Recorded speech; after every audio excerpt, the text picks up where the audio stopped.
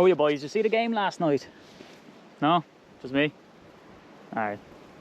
Rogers is the goat though, right? It's only a baby. Win 18! Win 18! Growing up in Ireland has many advantages. You know, the weather for one, as you can see. Grim. It's beautiful if you look. So, what I decided to do is talk about, you know, the drawbacks of being a Packers fan in Ireland. And I'm going to do it on this.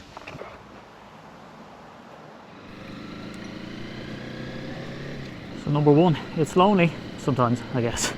You know, no one cares.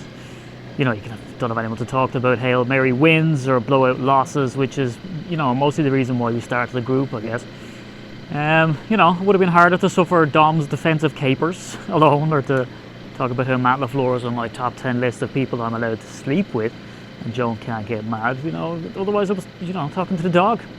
So the online community, you know, incredible. But there's still times when you want to wax lyrical about, you know, the weekend's action with someone or whatever, and, you know, say in work, and they really haven't the foggiest idea of what you're talking about. Also, you can find that people are fans of, you know, different teams, so they don't really look at your team as granular, let's say, whereas in the States you could, especially in Wisconsin anyway, you could literally walk into your workplace and, you know, the guy sitting there dressed in the Packer stuff is going to know exactly what you're talking about. But on top of that, I guess the achievements too aren't really seen as, you know, a big deal over here. I've had Mark Murphy and Kenny Clark and Mason Crosby a couple of times on the podcast, for instance, but, you know, I might as well be calling out the names of Russia's League One Tiddlywink squad because no one really cares who they are. So I guess, yeah, number one, you know, it's got much better, but it can be a bit lonely, I guess, over here, which is the whole point of UK and Irish Packers. Point two, the late nights. So, you know, you've access to the game, you've sold a kidney to pay off Game Pass subscription, you've increased your subscribers on your OnlyFans account to be able to afford Sky Sports subscription as well. And why? Because the games on Sky outside of Sunday Night Football, Monday Night Football and Thursday Night Football are blacked out on Game Pass. No, sorry, let me rephrase that. The games on Monday Morning Football, Tuesday Morning Football and Friday Morning Football are blacked out. See, the late games for us start at 1:30 in the morning, which means, you know, choosing between taking annual leave on the days off after games or making the more popular choice of staying up to watch the game and then attempting to operate heavy machinery the next day using caffeine and willpower.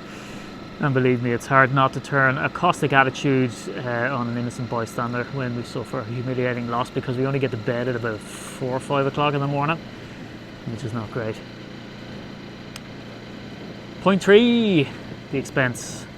So as mentioned in point two, shelling out for Game Pass and Sky Sports, just to be able to watch the games when the milkman does his rounds is bad enough, but everything else that comes along with the game is just as pricey. You know, we do the annual trip to see the team live, which is this November. We're going to see them play the Sea Chickens. So the cost is at a minimum for that tour at about £1,200. It gets a bit pricier if we add on the Badgers games and stuff like that. So, you know, and then you've obviously got to remortgage your house when you go into the pro shop to buy merch and stuff all into the suitcase. That's why some lads actually bring over empty suitcases, would you believe?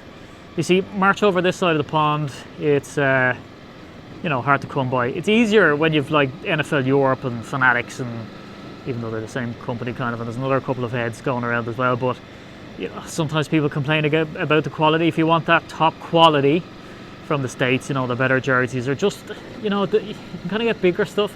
Like I got a big fleecy blanket kind of thing, or, you know, the likes of that kind of stuff you can only really get in the pro shop. They don't even source it here because of the size of shipping the stuff over, which is why, you know, and actually some of them don't ship at all. So you have some sites, even though it's for clothes and stuff, they actually don't even offer shipping over here. The pro shop is notoriously bad the odd time for. They did have European shipping, I think, and you could I think you could pay the tax in advance, but I think because of COVID it's kind of messed things up. So that's why the Lambeau trip really is a dream trip for an awful lot of people, because it's just an unbelievable feeling to be surrounded by just a ton of merch. You know, like it's so different for us because you might go into TK Maxx and see a hat for sale. And that'd be it. I remember buying one, it was like extra large. I didn't even care about the size, I just ended up buying it. So, you know, the atmosphere to soak in Green Bay and Lambeau is amazing in its own, but really to be surrounded by all the merch is pretty cool. The Pro Shop would make you weep, you know, but there's cheaper satellite stores kind of around the place, like Walmart or that kind of thing, that sort of flog cheaper stuff. So it's always great to go in there and get a bargain as well.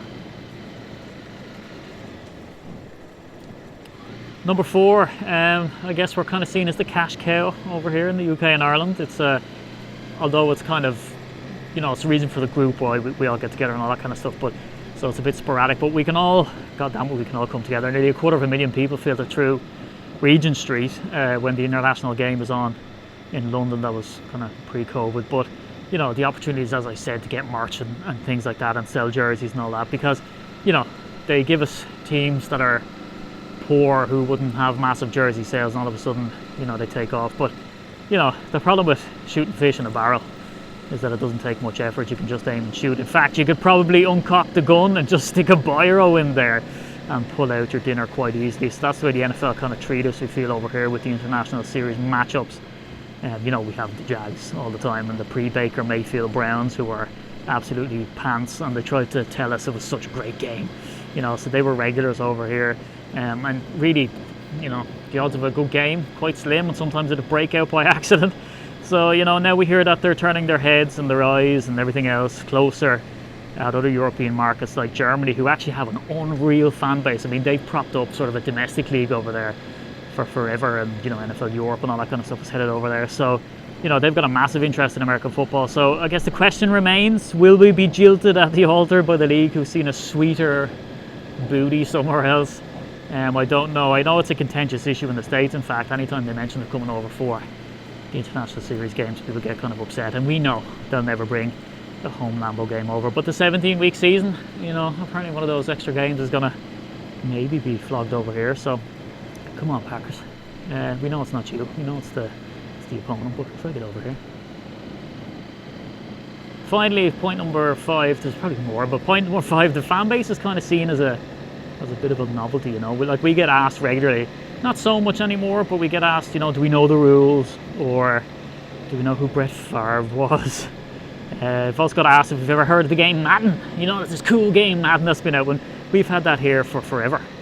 You know, we also act as a resource to tell people where the best place is to watch the Packers play. But the problem with that is that we regularly get this. We've someone emailing in saying, "Coming to Ireland, which is the best pub to watch the game?" And you're kind of thinking, like, you know, Ireland is not that small. It's that whole thing. Do you know Paddy Murphy? We're like, well, who doesn't know Paddy Murphy? But yeah, it's hard. Ireland's a bigger place. Let me just say that. I think that the attitude is that Ireland's some small town populated by leprechauns who regularly drown in rivers of Guinness, when, you know, only half of that is true. And yes, we understand the rules. We know who Arnie Herber was, who Don Hudson was.